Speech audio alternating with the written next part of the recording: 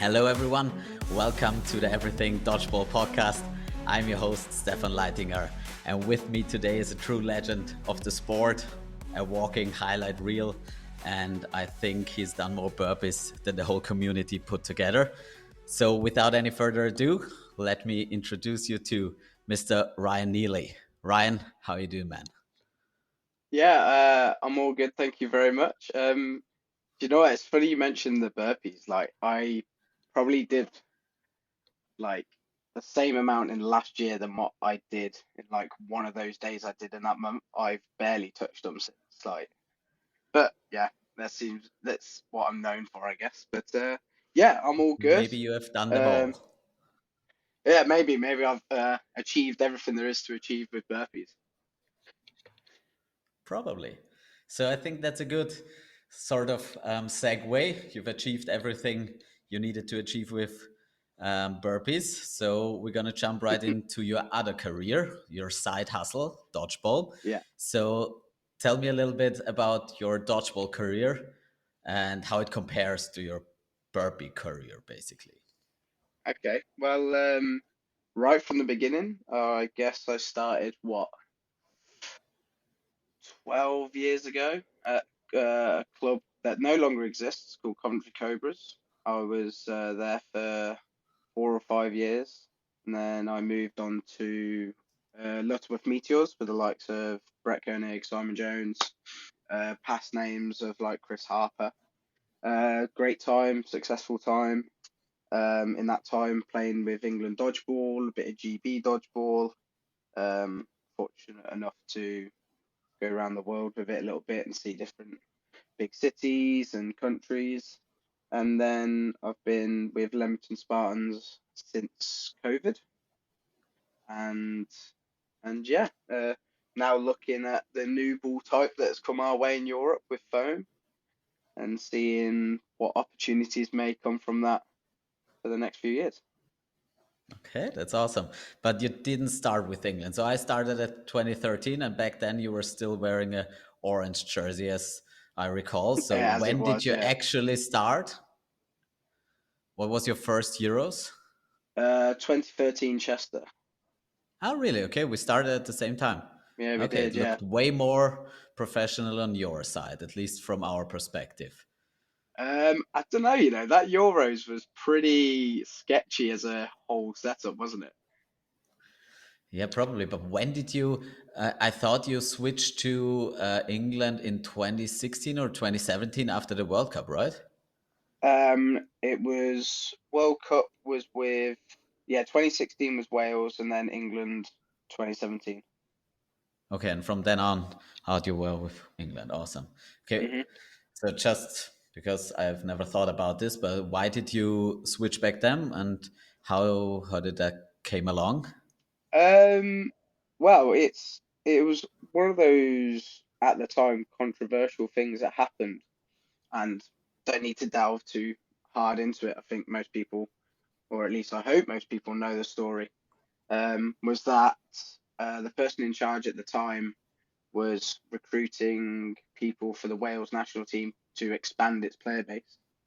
And my granddad, I've always known him to be Welsh. He's got a very Welsh name. He supported Wales rugby. So I was like, oh, I might be eligible. What are the what are the requirements for it? And he said, oh, just gather the information, give it to me, and we'll see. So I gathered birth certificates to get to my granddad, and then he was like, "Yeah, that's what's required." So I was like, "Sweet." I was like, "What, a 20-year-old, still what, a kid, really?" I was like, Yeah. "Sweet, I'm good to play." Off I went. But then as the year or 2 years go by, we hear that, oh, is it actually legit? And I keep questioning the guy, and he's like, "No, no, we're all good, we're all good." And then the 2016 rolls up. It was the Euros in France, right? In Paris. Yeah. And on the Thursday training session that everybody had before the tournament, at the time Vincent was the EDBF or EDF, I can't remember how it was named back then. He was the uh, what would you call it? He was the officer that determined if people were Yeah. l legit or not. He came up to me like, "What are you doing here? You're not meant to be here. I told your manager months ago you weren't eligible to play." And I was like, "This is the first I've heard of it." And then Oh, we went through okay. that whole, yeah. So then, to put it short, I was captain with the men's team at the time. I put it to the boys. I was like, "Look, I cannot play. You boys can then just carry on through the tournament, do as best as you can. I'll support you guys." But in fairness to them, and including a lot of like the main Wales-based players, were very heavily like, "Well, no, you've been a part of this team. We've trained with you throughout. We're all to here together." So we all played together. And even though we only lost to Scotland in the group, we still lost every single game and finished last, but we did it all together. And then that obviously cut my time with Wales because I wasn't legit. But Ah, it okay. was it was because I was told I was legit by the manager at the time, but he obviously was doing things that shouldn't have necessarily been done, and I just Okay, didn't that's know at the time. awful. Okay, because I never heard about that side. Honestly, Yeah. the only thing I remember was when you were in Paris, and basically I saw you and David weren't playing or were playing, or there was, I just have it in the back of my mind, there was a bit of a controversy, but I didn't know what it was. And I thought, so from today's point of view, I thought the controversy was around you going to England and not you playing for Wales. And I All didn't right. know that the eligibility rules back then were that strict, because as I think they are now, I mean, with EDF it's better now, but like at the World Cup with WDF, basically the rules are so loose. Basically, Mm, everyone can pretty much play for everyone if he wants to. So back then, I thought there was like a transition period if you wanted to switch nations between the home nations, and if you have a granddad here and someone there, that it just needed 1 year's rest or something in between. mm. So that's what I have sort of in my mind. So I never ever heard about that story, or maybe I did and I just forgot. But okay, that's awful. I didn't Yeah. Well, didn't it know was that. it Okay. was one of those things that if it was put to me to like, all right, okay, well we've got you now, but if you commit to Wales and you can't change forever, do that. I would have done that wholeheartedly, 100%. Um, some of the boys that I played with at Wales were like like really really close to me, and like if I some of them I wouldn't have really started dodgeball or got into dodgeball as big if it wasn't for them. So it was devastating to me at the time. Um, but then obviously as the dust settles and it's like review your options. Obviously, can I play for England? And then I trialed, got selected, and then the rest was history, really. I then went straight to 2017, which was Glasgow. Um, had a really, really good time. Started to get to know the boys a lot. I mean, obviously knew them pre that from league and stuff in the UK. And then yeah, it was just carried on from there, and it was a great time with England. It really was. Okay. Interesting. Really interesting. Didn't know that, but Hmm. There you go. that's what conversations are about. Okay. Good. So let's move on a little bit. So we'll jump ahead to Euros 2023, basically, to Hmm. Osijek. Yeah. So from an English perspective, there was COVID, then there were the first Euros in Drachten before that. You basically, for the first time in the history of England ever, basically for men's and mixed, you didn't win everything. Hmm. And then there was the big COVID break, and you came back to Drachten and were extremely close to being back on top, and basically got beaten in the last second of the last second. And it was like a really game that could have gone either way. Hmm. And so take me back to back then. What was like the mindset going into Osijek, and from then on, after Osijek, how did England, how did you personally prepare for the World Cup? Okay.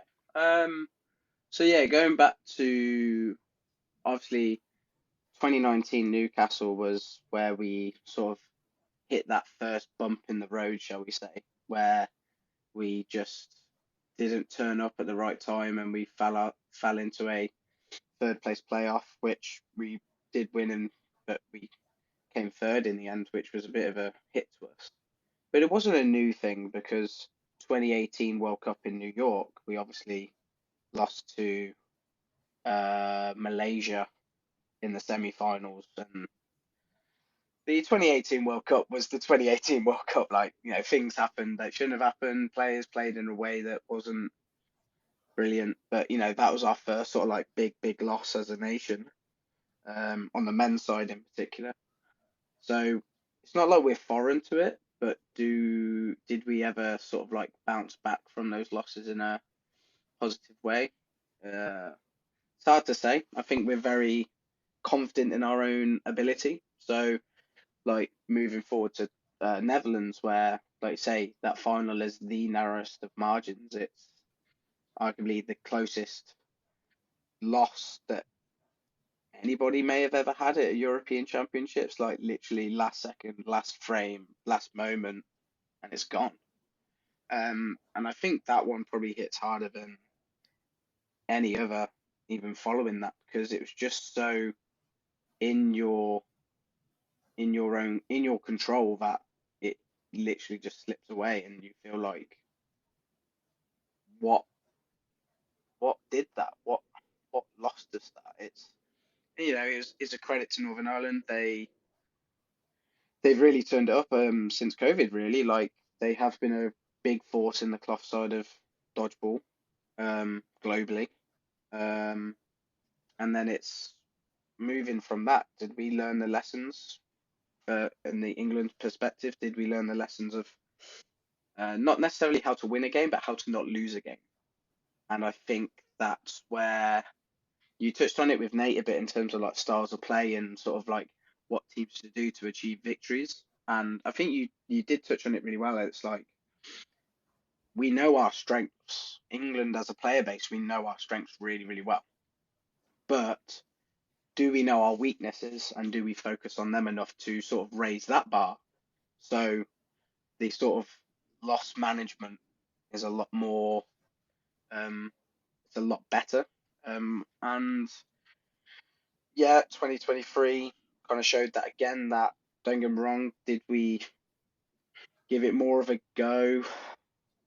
No, because again, we knew our strengths in the Northern Ireland game, but we never had the opportunity to put them out there. And Northern Ireland stepped up another level, and they beat us off the park. I think uh,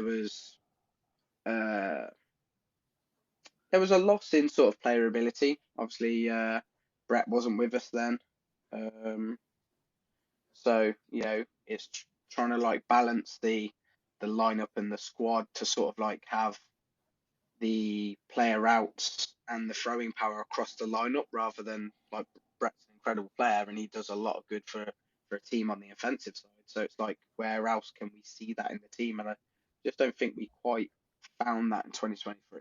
We had we have players that can do unbelievable things, but can we put them in a position surrounded by others to facilitate that? I think that's where we struggled then. And then we came to this year, World Championships.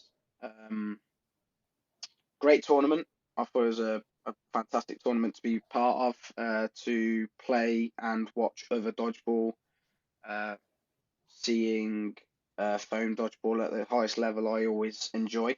Um, but for us, again, I think we had a group stage which made us feel too confident of our strengths. So then when it gets to the sort of like the nitty gritty phase of a tournament, we are focusing only on what we've been good at, not necessarily what we've been bad at. And then before you know it, that 40 minutes is up, and it's like, oh, damn, a lot of our faults came through in that 40 minutes. We're out. We're not out, but we're not in the final. We're now facing a third place playoff against a team that has beaten us for the last two tournaments now. And it's like you've literally just walked off a cliff without seeing it. It's you feel so powerful, so at the top of your game, and then all of a sudden you're free falling. And it's an incredibly tough feeling, and that's ultimately what sport does to you, right? only one person can win, only one team can win, and it's like, how is it not me? How is it not us? What has happened for us to be in this position? And ultimately, I just don't think we are learning from our lessons quick enough. Yeah, I think that's pretty much how I see it as well. Because I think England is in a different spot than everyone else because they've always been at the top, and Hmm. I think that makes a lot of things easier, and you get the confidence, and you get the experience, you get like sort of that winner's mentality. But the thing is, you don't get the struggle, and basically for the last 10 years, England didn't, or except for the last 3 or 4 years, England didn't really struggle. So they played against Scotland in the three ball game, and that was always a tight ball game, but it was never really close. So I remember a few times where it was like, ooh, Scotland is almost there, but still it was always England's to lose, and they never did, and they always looked like basically invincible. So for us coming into the scene and seeing them, it was like really those untouchable nights where you try to find any little chink in the armor, but still, if you beat one, there are five others that still are gonna basically whip your ass. So there was always like a mentality for us personally where we're like, we're trying and trying and trying, and it just doesn't seem to stick, and England still seems completely invincible. And I Mm. think for us, for the first time, when we realized we maybe could get up there, was in the 2018 World Cup when Northern Ireland beat you, and that was for us incredible because we never have, and we were like, I always sort of I obviously the 2018 World Cup was an incredible experience for me personally. For Austria it was absolutely awesome, and results wise and the whole thing, but it still is sort of a different tournament in my eyes. Basically, it was like a side tournament where lots of stuff was so different that I don't put it in the whole context of international and European dodgeball for the last 10 years. And so basically afterwards, a few weeks later, we went to Italy, and as I said, I think with Nate or maybe with Josh, we got right back to reality, and England again killed us. So we had, I think we won the first set or something, and we were like, "Ooh, we're in this game," and then boom, we were out of it again, and we felt that we were much better, and still there was basically no chance for us to win it, and that was a bit of a, I don't know, it was a humiliating feeling, and it was also always for us a great motivation. So we always looked at those games and saw the mistakes we made and saw what England did and tried to improve on that and learn from it. But for the first time, when Northern Ireland beat you and then did it again, we were Yeah. like, oh, okay. That was like basically the World Cup was one thing, but you came back from that and nothing happened, basically. So we were like, okay, that happened. Great for us. It was an awesome tournament. There were lots of things that played into our cards, and we just performed great. But on the European level, where I think dodgeball cloth back then was basically at, it didn't mean anything. So going into 2019 back then, we really tried and trained our asses off and really looked at our mistakes. We knew what our strengths were and we always relied on them, but we saw that we always lose because of our mistakes and not because of our strengths, basically. And at that tournament, again, in the men's competition, we didn't have to face England, and Northern Ireland did the job for us again. And Yeah. in a way where we're like, okay, we can't do it that way. That's Northern Ireland style. And the way they did it is, I think, unique. No one else can do it that way. And we beat Northern Ireland quite handily. So we were like, okay, we're we're definitely we prefer to play Northern Ireland. They're more of our style, and they also have much more weaknesses. They have many strengths, but they're not invincible like England, basically. And so we were like, okay, but we're at the level now where we thought in our head, and also in the mixed, we from then on out always won against England in the mixed, which was also like a big confidence booster that we knew if it's only three guys and three women, we knew that we had the edge back then with the women, and we knew we didn't fall down that much, that we could still play at the same level and could beat England. And that was also a point where we really found a little more confidence. And then obviously COVID hit, and all that confidence and everything we learned basically seemed to disappear in between. And as I said, in Drachten, it was a whole different story. We were not there physically, not there mentally. We were just put back to 2018 right away. And England looked back on top again. So they looked strong, they looked physically ready. And again, they were really confident. So it was like the break gave them a time to find their confidence again.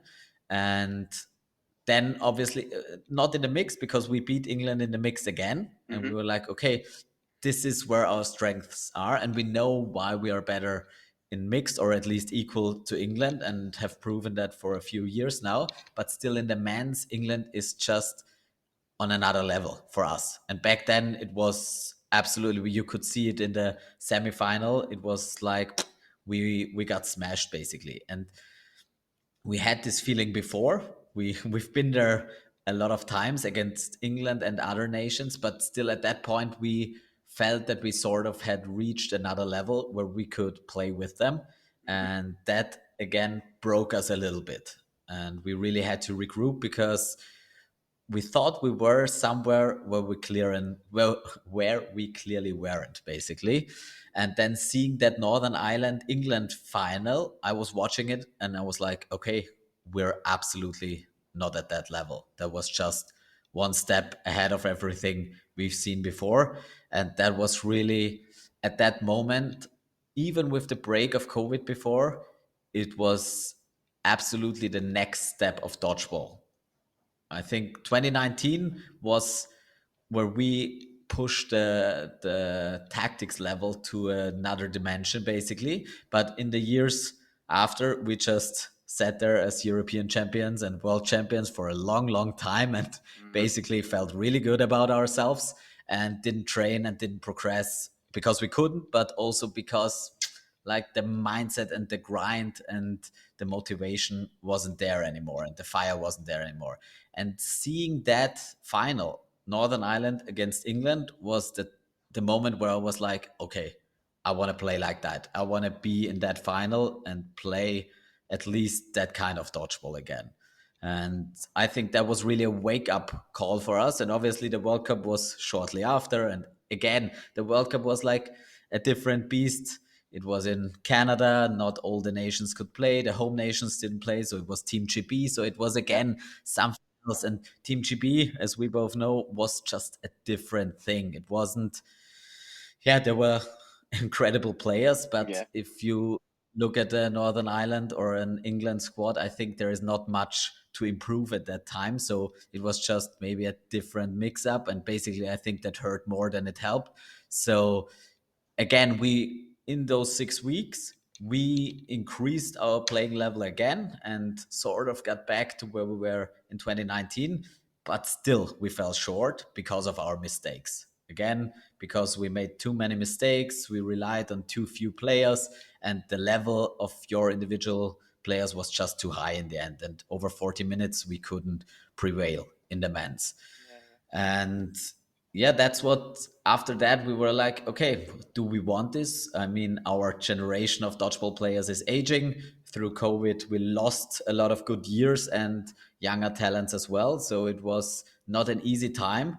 And it really was necessary basically for us to come together again and say, okay, we really want to do this, focus completely on the European Championships in Osijek, and try to come back from that. And in a way we did, we improved a lot. And but again, we didn't get to play you guys, and you guys lost to Northern Ireland, and we lost to Northern Ireland in a way where we like 2 years ago maybe we were at the same level, or a few years ago we beat them quite handily, and now they just surpassed us in basically every way there is.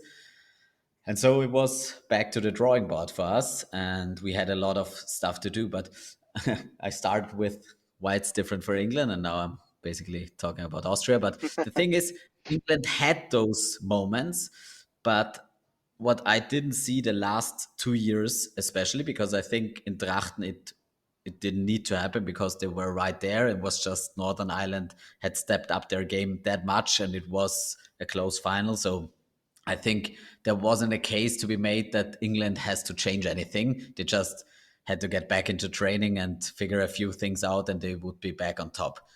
But in Osijek at the European Championships in 2023, it really showed that there was something off. And you mentioned Brad wasn't there, but the strength of England was always that they have 12 incredible players, Yeah. and they have Brad. Brad is a difference maker, but still there are so many talented players that it's basically unconceivable how this couldn't work or how you could lose to Northern Ireland in such a fashion.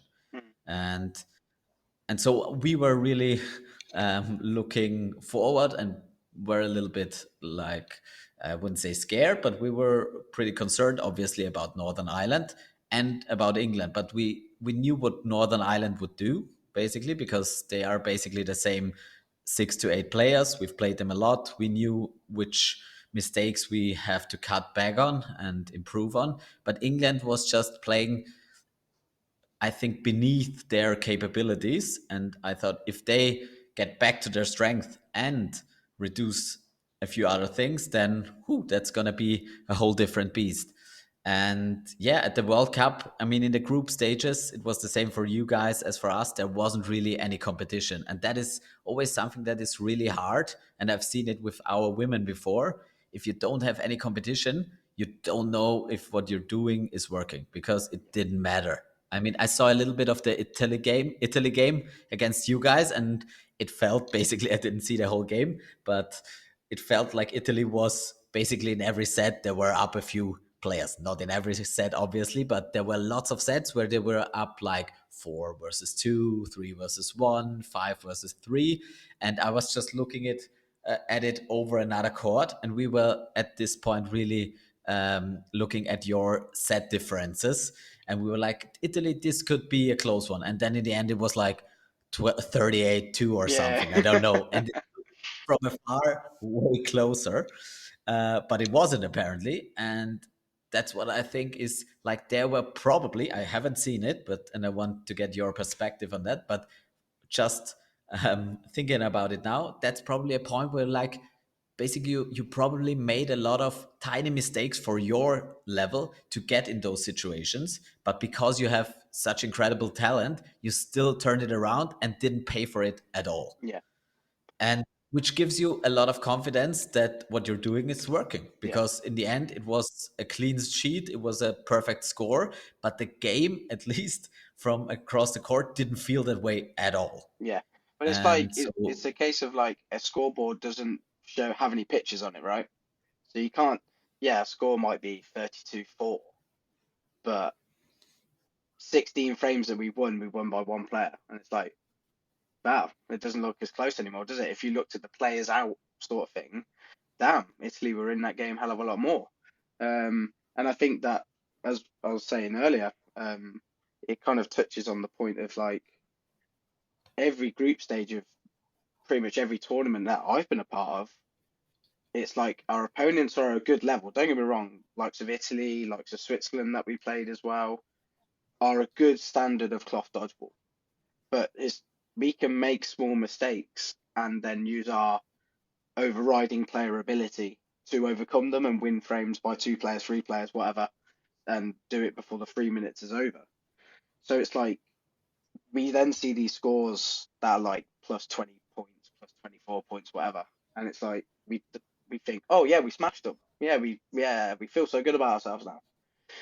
But no, like what are our mistakes that we were doing, which we have been doing throughout all games, throughout group stages in the last few tournaments. But we then, by the time we get through to a tough quarter or a tough semi, it's those little mistakes that the opposition, such as yourself, such as the Northern Ireland, such as America did really, really well at the World Championships, they see it, they utilize it, and then before you know it, they're 2 frames up, 4 frames up, not a lot left, and that's that 40 minutes just goes by like that. And yeah, I think it's the mistakes making earlier on that we don't get punished by enough, that then we don't learn from them, and it only hurts us later on. But that's as a group, as a collective. I mean, I say this now. I will. I'm no longer playing England cloth, international cloth. I'm done and dusted with. So it's down to the boys now about how they regroup, train, and how their focus is for the next tournament. And I, I love the guys to bits, and a lot of the guys I've played with a long time, not just internationally, but also club level through Spartans, Meteors, and others.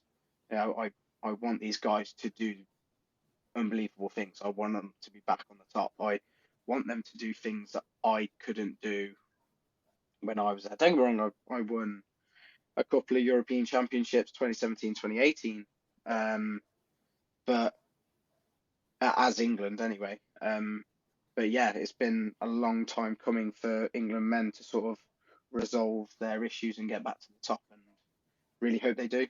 I really hope they do. Yeah. Okay. First of all, it's quite sad to hear you say that. Mm, I've spoken to you after the World Cup, and obviously, you've been thinking about it back then as well. yep. And maybe we have to battle it out in foam. Played a little bit of foam yesterday Please, with Basti Stefan. in the I've beginning. just decided to leave cloth so I don't have to face you anymore. You don't now come over to foam if I go there. You're not gonna get away from me that easily.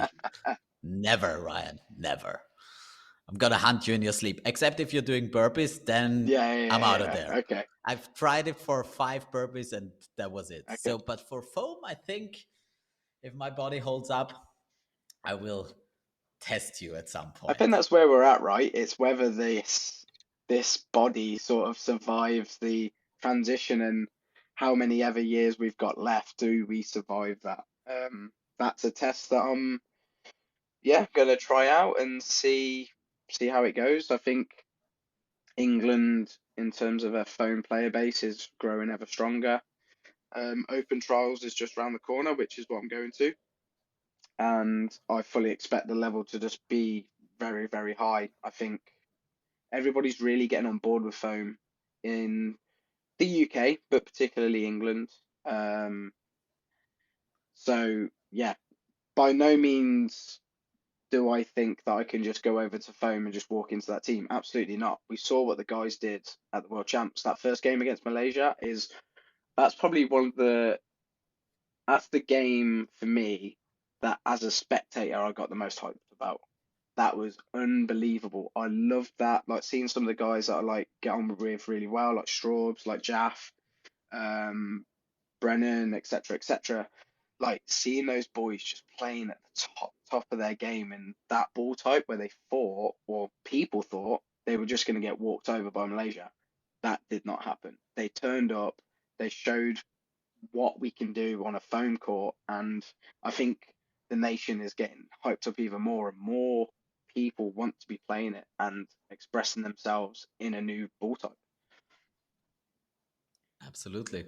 So, if we're talking about foam, then you listened to the episode with Nate. I So, did. give me a few give me a few of your ideas or your thoughts on foam, on the whole sport, on the rules, and especially the things maybe I and Nate discussed. Okay. Do you have any opinions on those topics as well? Yeah, I may have taken a few notes from your conversation with Nate. Um, Perfect. Love it. I think conversation on rules is forever interesting because there's just as many things I dislike about the cloth rule set as I do about the foam. And one of the things I enjoy most about, in particularly watching foam, is that because the rule set is so different in terms of the timing, in terms of um, sort of like the rule around blocking and etc. etc. Because they're so different, I find it, maybe this is me from a cloth dominant mindset, that I see foam and it's kind of like a breath of fresh air to me. So I just really enjoy watching that. Don't get me wrong, I think top level foam is unbelievable, but I think lower level foam, where I think a lot of us in the UK from the start don't have the strongest throws. Lower level foam is harder to watch. So I kind of put it in a perspective of top level cloth is not as entertaining as top level foam, but mid lower level cloth is more entertaining than mid and lower level foam.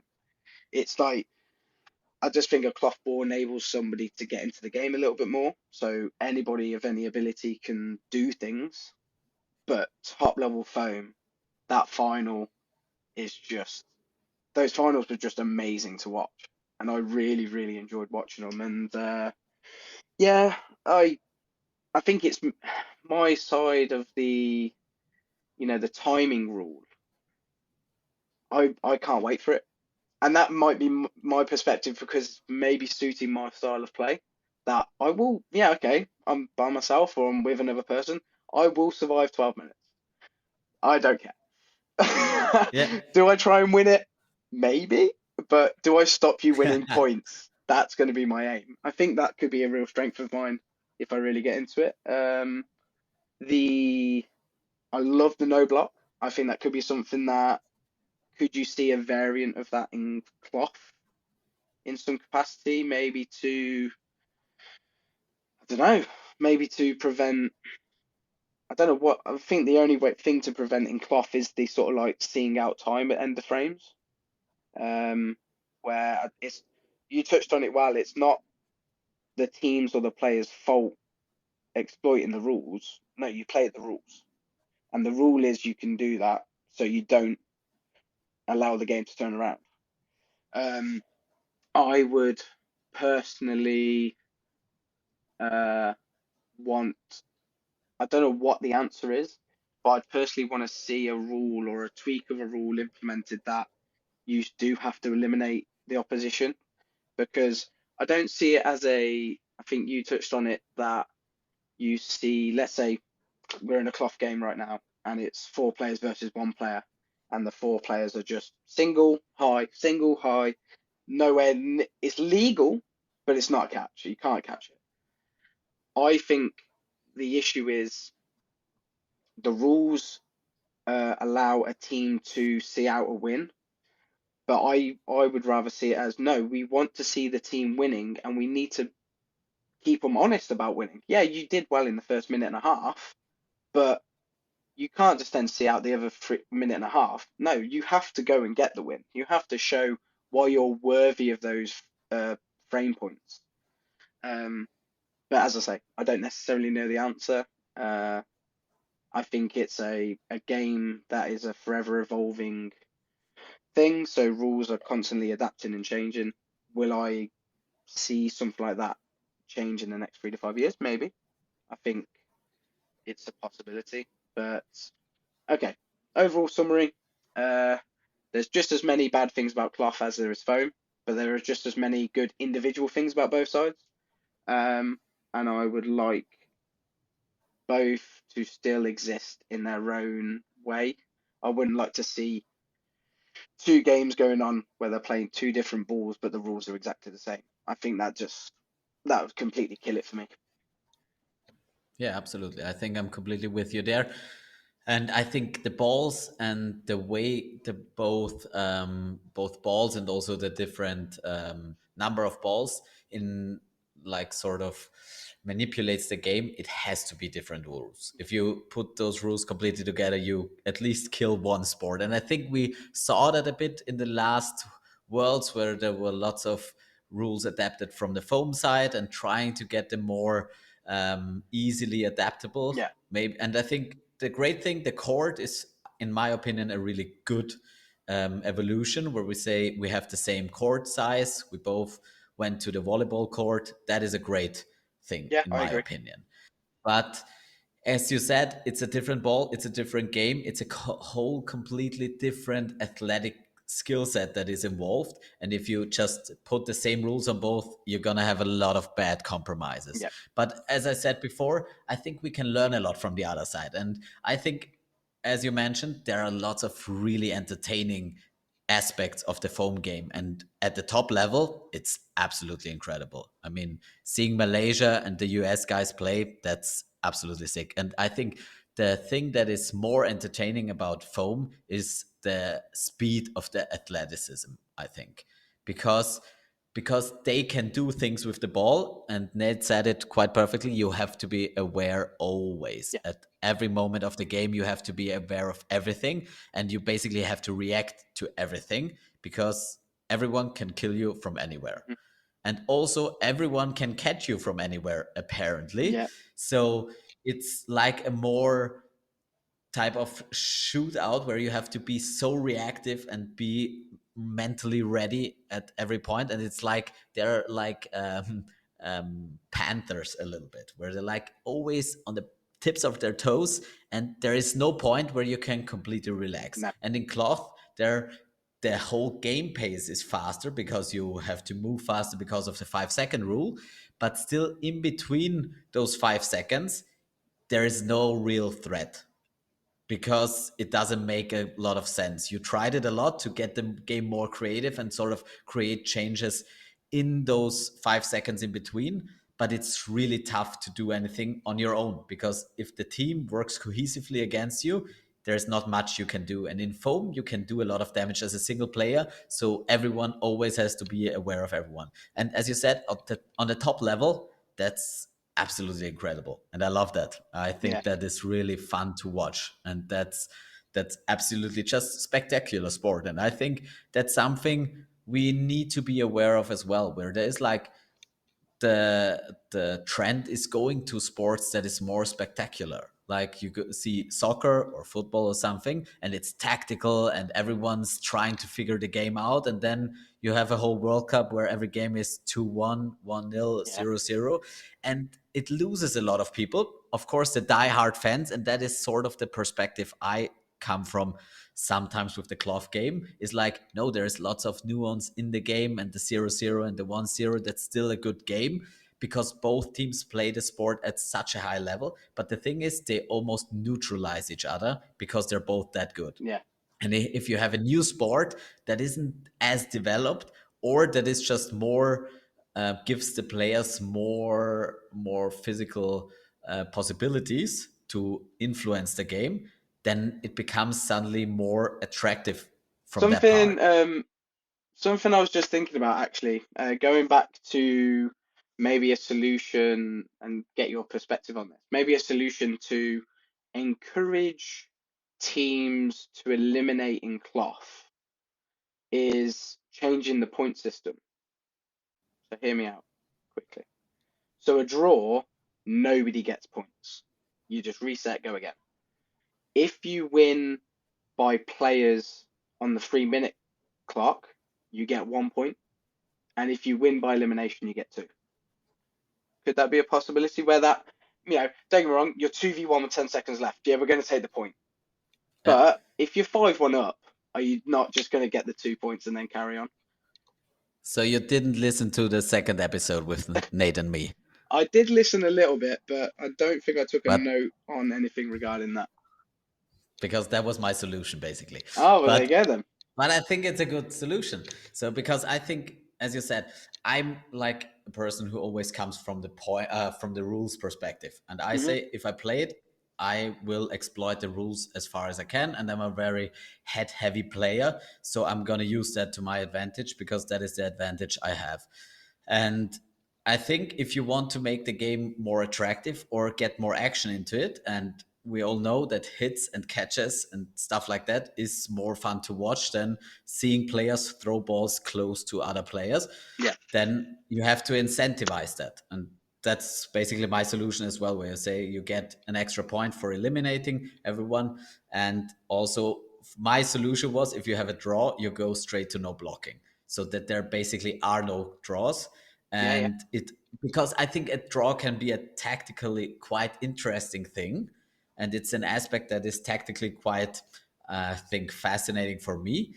But if both teams are kind of okay with it, and there are 3 seconds left, or it's a women's game and it's 2 versus 2, it's just so hard to win that set without risking losing it, that you basically probably go and err on the side of we're going to take the draw and fight for another day. And I think no blocking is a great thing. I love Yeah, yeah, it because it brings just such a different aspect and such a different skill level where you have to be really fast, adapt to the situation, and play a whole different style of game. And I think that's also for the audience. It might be a bit confusing at the begin, but I think it's really entertaining. And I love the no blocking in foam, and I couldn't wait for it at some point because, as you said, at the top level, it doesn't really make that much difference because Nate said it. The finals were like 4 minutes a set, so it's basically like cloth. But at the yeah, lower level, and which you pointed out before, why don't you waste 12 minutes? And you can. If people don't throw 70, 80, 90 miles yeah, an hour and throw curveballs around it, at the lower level, you can just sit in a corner and block. yeah. And you can do that for 10, 11 minutes. And I don't get why not more people do it, because there were lots of instances where people lost games because they didn't exploit that rule. Yeah, they were just exposing And themselves half court, getting hit yeah. out And I stupidly, don't and get that. Yeah, absolutely. And that's, in my opinion, just you did not understand the objective of the game. But still, I think from a rules perspective and from a spectator's perspective, you can sort of cut into that and say, okay, that's a problem.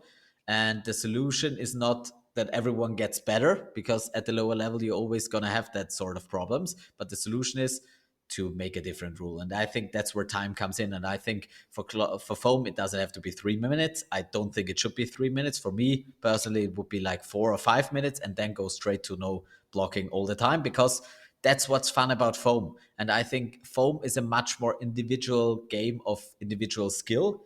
And I think that is very entertaining. So it doesn't have that much of an impact if you're 6-3 up in foam as it does in cloth.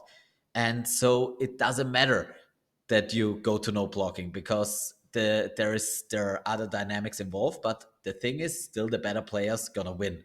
And I think that's very entertaining, and I think that's an easy flaw to fix, and it basically for me fixes almost all the problems foam has, except for well, the finger blocking that is it's stupid. And the I think it's kind of like the thing that we can only think it'll fix the problems that we know exist. It's then when true, you bring in rule changes and then it's, ah, yes, it solved X, but it's brought up Y. So how do we resolve Y? And obviously. but we've got to forever Absolutely. move with the times and update rules. And you know, if sports that have multi-million pounds behind them and have spectators of 40 odd thousand a game or whatever can do it like football, rugby, cricket, etc., etc., why can't we as a smaller sport keep moving, updating to make it more exciting, easier to ref is also, I think, a key Yeah. factor that we need to That's bring the in. most important fact. Absolutely. Yeah. That's what also was a thing I was talking about with Nate. I think the perspective of the rule should always be make it easier for the ref. And if it doesn't make it easier for the ref, it's a dumb rule at the point for dodgeball, at the Yeah. point we're right now. Because at the We have, moment it's almost impossible to ref. If we have VR, if we have AI that tells everyone who is out and who is in and what happened, mm, then we can change it up again. But at the moment, we're relying on the refs, and we can't make their job yeah. harder than it is. In any case, I think. And also with us doing the sport where we at the major tournaments have to contribute referees to other games, and you could have Netherlands men refereeing a mixed game after their men's game. You know, don't get me wrong. I think some nations and some individuals as line refs are fantastic, um, but we've got to consider the fact that some of these guys might have just come from a mixed game, women's game back to back, and then they're being asked to ref, and it's like, damn, let them rest and recover. They've got enough stuff going on. They've just done an hour and a half of exercise, and you're now expecting them to be fully dialed in on another 40 minutes when they really should be putting on fluid, taking food on, and probably recovering, ready for like their next game in 2 hours' time. So it's like if we make everything a lot simpler to follow and to watch, it's only better for everybody overall, rather than you and Nate touched on it, like sometimes it feels like the ref takes the game away from the two teams. And that can happen purely from one ref saw something and he's hoping line refs saw it as well, or maybe a line ref saw something and the refs don't agree, and then they stop time and they talk for 30 seconds, and before you know it, a captain's in there, and then it, yeah. Just make the game easier. Absolutely. It's Yeah, it I think. started off easy, right? It's a game of hit and not be hit. How did we get so Yeah, complex but in it's some of the the rules? problem is that there is more than one ball, and that Yeah, is just the big problem. And I think those are just growing sports problems, basically. So, and dodgeball is just a sport that is not easy to ref, and you need the refs, and yeah, we don't have absolutely. any money, so we're gonna need the players, and the players want to play. So Yeah, that's just a problem I think we're gonna have in the foreseeable future. And so, as we said, the only fix at the moment is make the rules easy and make yeah, the rules to be easily understood as well, and yeah, don't give them, and the most important thing is don't change them every year and don't change them forth and back. So we need yeah. to progress the rules and we need to overthink them every Hmm. once and again, and we need to walk in one direction. But at the moment it's like we have one set of rules, British dodgeball has another set of rules, world dodgeball has another set of rules, and then we come to a tournament and everyone is like, I want my rules, Yeah. and we just get a compromise of, we get rules that nobody wants in the end. So I think a really important point here is that at least the European Federation and the club community decides which rules we will follow for now, Yeah. and that there is no individual rules that British dodgeball or Austria or the, I don't know who else wants to play them, they have to adhere by one rule set, because Oh, otherwise we're absolutely. gonna have the problem not just for the players but especially for the refs. Yeah. And if you ref British dodgeball for a whole league and then come to yours, obviously your job is to know the rules. But as we know as players, we still fall into our same patterns when it's tight or we are Yeah. dehydrated or we've refed the 10th game in a row, and then mistakes happen. And sometimes those mistakes put such a bad, sour taste Yeah. at the whole event that, as Nate said, they influence games, they influence outcomes, and that's just something nobody wants. Well, like And we really, the big one from Worlds was that France women, Czechia women's. absolutely, yeah, I yeah, mean, a game of a nation that I've not been involved with, to see the heartbreak twice from both teams was yeah, unbelievable. Like, as a sporting spectacle, it was amazing, but yeah, outright should not have existed. Like, absolutely. it was But the thing was, unbelievable. absolutely. And the thing is, I didn't see it. I just heard from it and I talked with Max about it because we had to make a decision how we would progress from that on. And the thing is, there's also, I think the Catch and Out podcast revised their statements today or yesterday in the last podcast because there were lots of like half informations out there. Hmm. And the thing is, the problem was that there was a ref that just didn't know that rule. Yeah. And the thing is, that influenced a game. It shouldn't have, because France made a mistake, because they got a yellow card, because they entered the court too soon. And there were lots of things that led to Oh, that absolutely. Yeah. situation. And there are lots of little mistakes that made a really atrocious incident, which was just a heartbreak basically for everyone. And Hmm. I think we really have to learn from those mistakes, Yeah. because I think there was no good solution. And I think, in my opinion, the solution that was taken was the right one. I don't see how you can do it any other way, Yeah. but it's still a really, really bad solution. And I get that it sucks extremely for everyone involved, especially if you are on the losing side at the end. It's just a complete heartbreak. And I don't fault anyone for thinking that they got robbed for anything, Yeah. because it was just a really bad situation and it can never happen again. That is It's a something, it's if we a want. typical thing of like it needs to happen so we can learn the lessons so it doesn't happen Absolutely. again. And I was thinking like Exactly. a way you could resolve it. It's somewhat of like how professional tennis and golf is done. Is like if there's a situation where somebody doesn't know the answer, if an umpire doesn't know it, they call their higher up. They call that basically an umpire that's sort of overseeing multiple courts to give their definitive rule. Like, let's say, Exactly. The problem was that was the rule. Just the right, ref didn't know it. And okay, so he didn't make, and the other team like put in their protest and said this rule is applied wrongly and you hmm, need to go to the next level, you're higher up. yeah, And the ref said no and continued the game basically.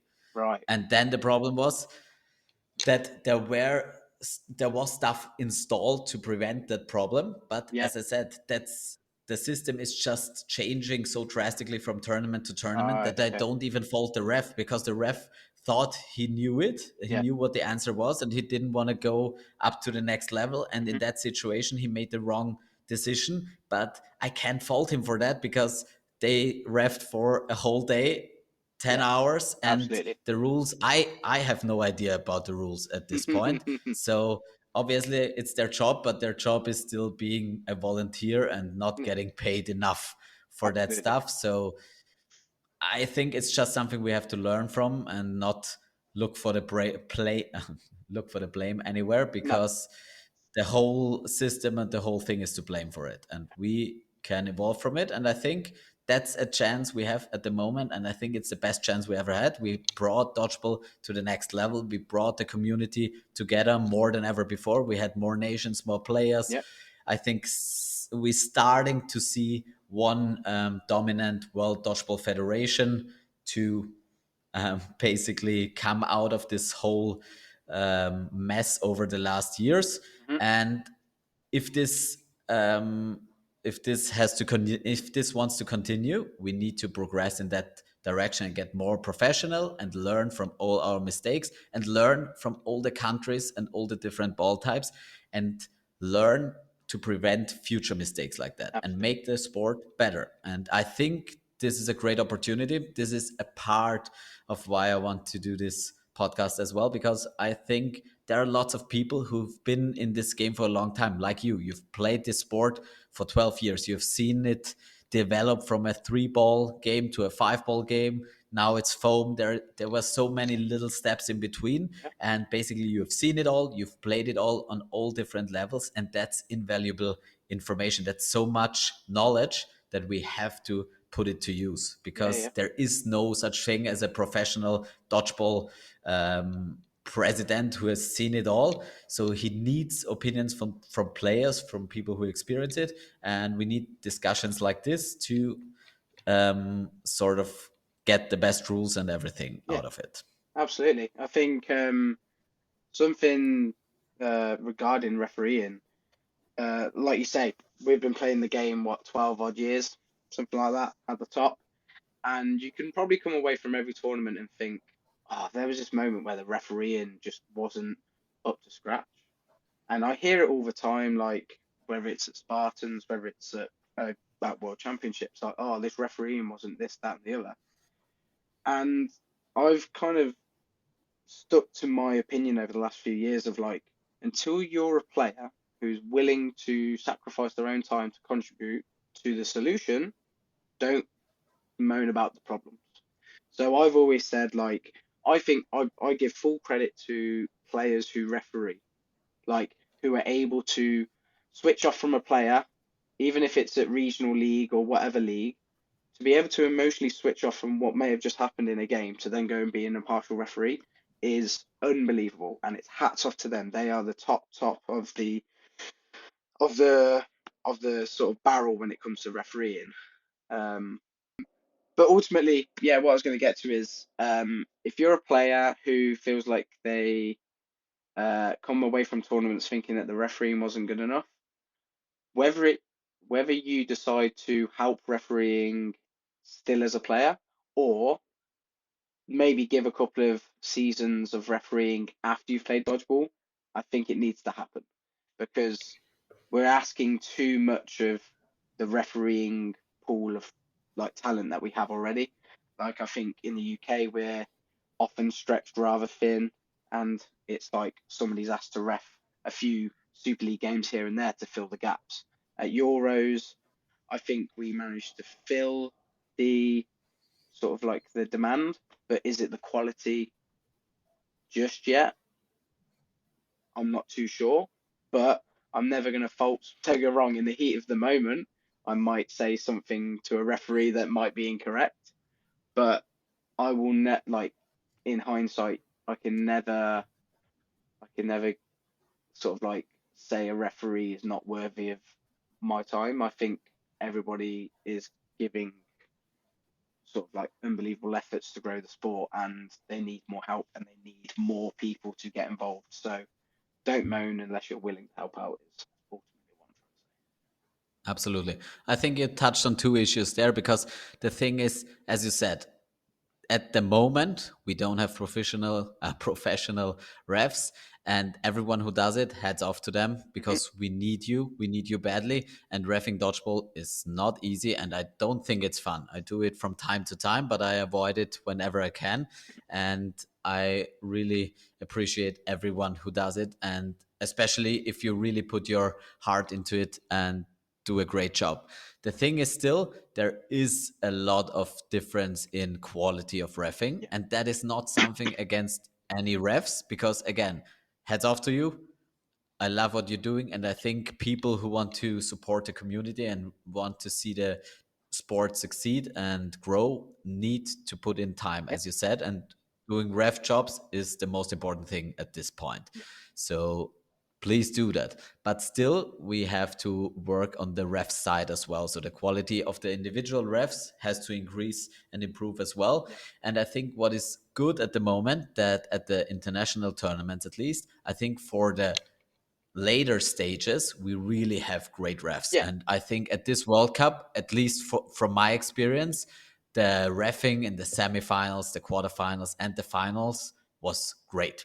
That was my personal experience. No, I agree And to that. obviously, in dodgeball, always there will be some controversial decisions, and there will always be little mistakes. That's part of the game. And I think that's completely fine. And that's something you have to live with. Yeah, And if you are moaning about that and think that is the reason why you lost, then you have to take a look in the mirror, I think. But still, at the lower levels or in the group stages, you need a lot of refs and a lot of line refs as well. And there, the standards are really different. hmm, And there's lots of differences in opinion as well, because there are so many refs who start the tournament who are not completely briefed or completely into the new rule set, yeah, and out of habits or whatever, out of tiredness, make little mistakes. And I think as the tournament progresses, the quality gets much better. But I think that is a big important issue that you touched on. That is something we need to build from the ground up, and we need to do it in our clubs, we need to do it in our leagues, and we really need to develop good refs and also develop good rules. And I think both sides help the other side. yeah, And that's definitely a shout out to everyone who does a refing job. absolutely. Absolutely. Your brother or sister, you're doing an amazing job and amazing service to the community.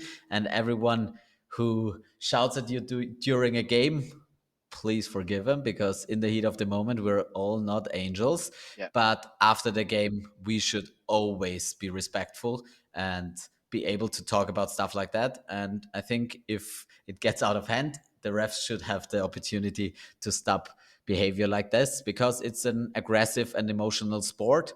And when tensions run high, people need to be able to protect themselves. But I think if you are not respectful to the refs after the game, after the heat of the moment, and think that they cost you the game, then it was too close, as you always say, and you didn't do your job. And sometimes in sport it happens, and that's part of the game. And I think a part of sport is learning to lose. A part of sport is learning how to win, how to behave on and off the court.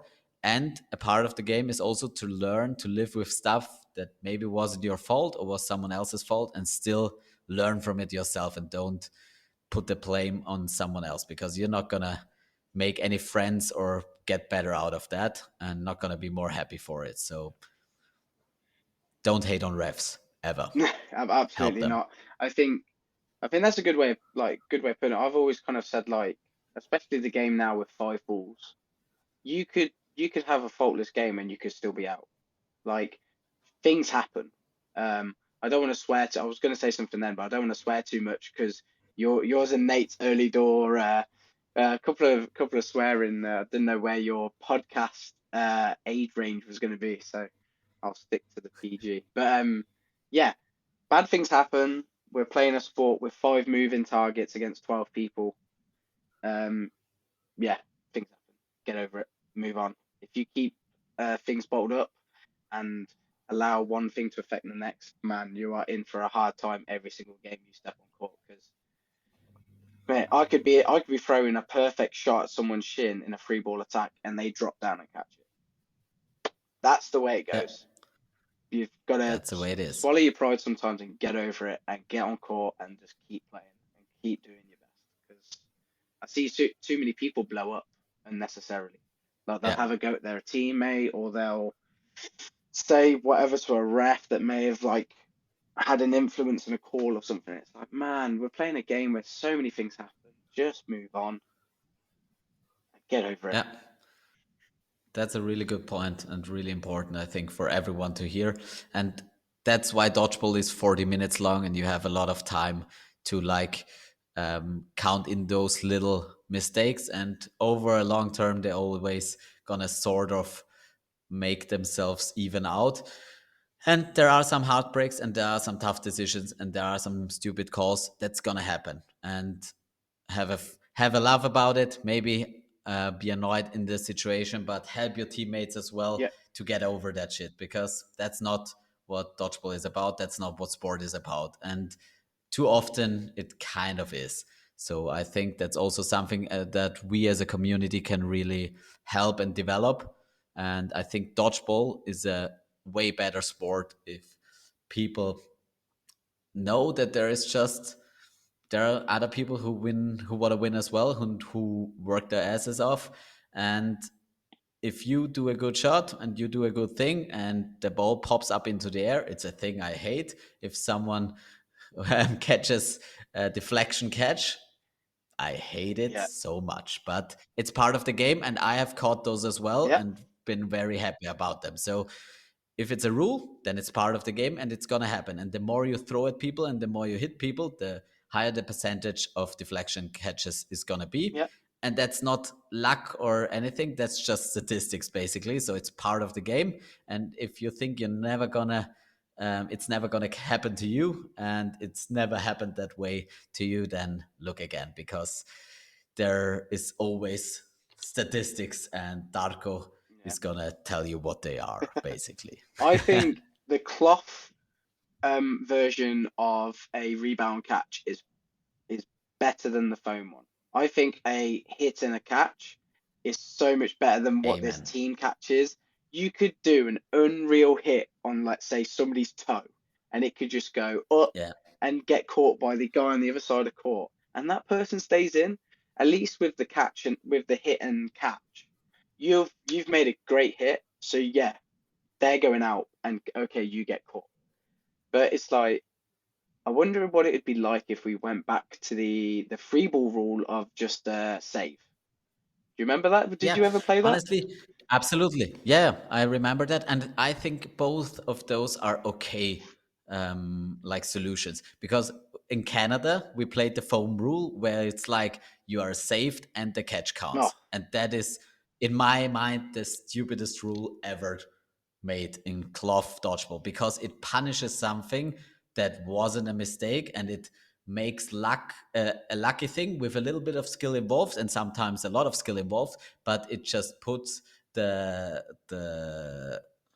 what's the word I'm looking here for, like the value into something that isn't skill based, Yeah. and that is just up to chance, and that is just so mind boggling. And that was a rule I was really frustrated Yeah. with Yeah. at the World Cup in Canada. And I think, as you said, if the hit counts, you made a hit, the hit counts. That is great. And if the catch is made, the catch counts. Hmm. And I can absolutely live with that. I also like the save rule, because it makes like it just evens it out. Yeah. So you made a hit and they made a catch, and in the end it was a bit of luck, but it evens stuff out. But the thing is, why I like the hit and catch rule is that it makes for some sort of dramatic stuff as well. So in the end, if there is a certain, if you made everything perfect but there is still a little bit of chance and luck involved, it makes it a little bit more chaotic, and also sometimes more exciting to watch. Yeah. And it makes some situations that are quite boring more exciting. And I think the save rule is fine, Mm. but it's not fun to watch a Yeah. Yeah. save, Yeah. I think. I think And like that's why, you wouldn't in get my the opinion, situations. I can't remember when it was. It was Anna. Was it I can't remember if it was a Euros or even if it was Vienna Calling, where she dives and puts both elbows on line. And I remember hearing that.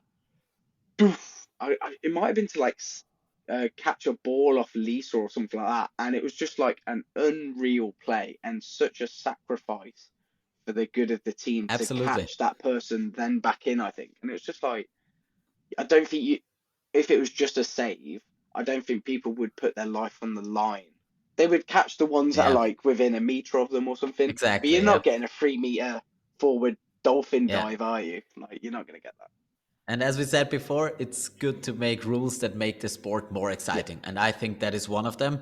But it's important to don't make rules that make the sport more susceptible to chance or luck. yeah. And I think that was the rule in Canada. So I think every cloth dodgeball, I don't know why it is that way in foam. And maybe you can explain it to me why it makes sense in foam. But I absolutely don't get it. Nah, it's awful. Even though I'm gonna try Okay. and play a little bit more foam this, like in the next couple of years, that rule gets on my nerves the most. Like Yeah. I've absolutely beamed it off somebody's shoulder or shin or whatever, and it just goes because a foam ball I think comes off softer as well. A cloth ball, if you really nail Yeah. somebody, it will go onto the other court, whereas a foam ball can just come off and just float into the air a few meters and allow an easy team catch. I'm like, oh, it's just real. I don't know. It's an incredibly frustrating thing, but people who have played foam for a lot longer than I have may think differently. May think it's a good part of the game. I Yeah. couldn't tell Yeah, I didn't talk about that one specifically to Nate, you. so it would be interesting. Maybe some comments or someone can explain it to us Yeah. why it makes sense in foam, or maybe it doesn't, and we have to change it. This is the end to the first part of my conversation with Ryan. Thank you so much for listening. And if you have any questions, answers to the question we raised, or just some thoughts on the topics we spoke about, feel free to leave a comment in the comment section below on YouTube or Spotify, or reach out on Instagram. I'd love to hear from you and love to hear different opinions as well. And till next time, keep throwing those balls, try not to get caught, and take care, everyone.